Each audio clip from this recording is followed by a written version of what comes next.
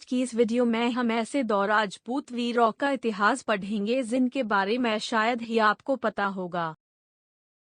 वे स्वतंत्रता सेनानी पेरिया मरुधु और चिन्ना मरुधु दोनों भाई हैं, जिन्हें मरुधु पंड्या और मरुधु भाई भी कहा जाता है। डंडा उन्होंने आकोट और अंग्रेजों के नवाब के खिलाफ लड़ाई जीती। डंडा उन्हें अंग्रेजों ने 24 अक्टूबर 1801 को फांसी दे दी थी।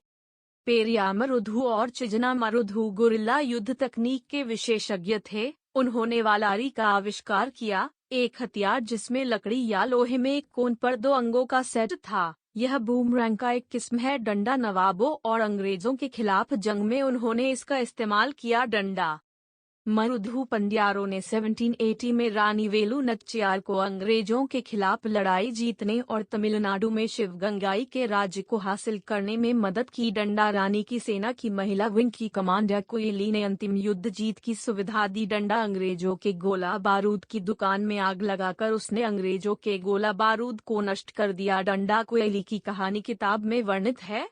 वाह!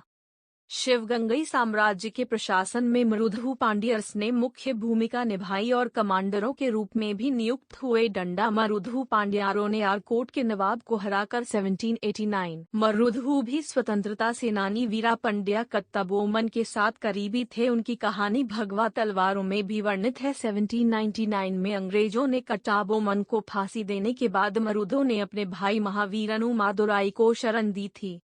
अंग्रेजों के खिलाफ मरुधु भाइयों की लड़ाई लगातार जारी रही। वे दुश्मनों के खिलाफ कई स्कर्मिश में शामिल थे और साथ ही स्वतंत्रता सेनानियों की मदद भी की। उन्होंने अंग्रेजों को भगाने के लिए अपने राज्य के लोगों को प्रेरित किया। अंतिम सांस तक लड़ो और ब्रिटिश वर्चस्व को कभी स्वीकार नहीं किया। मरुधु भाइयों को अंग्रेजों ने पकड़कर शिवगंगई के तिरुपुथुर के किले में फांसी पर लटका दिया गया था। यह 24 अक्टूबर 1801 था और हमें बताया जाता है कि हमने स्वतंत्रता प्राप्त की है बिना खड्ग, बिना ढल।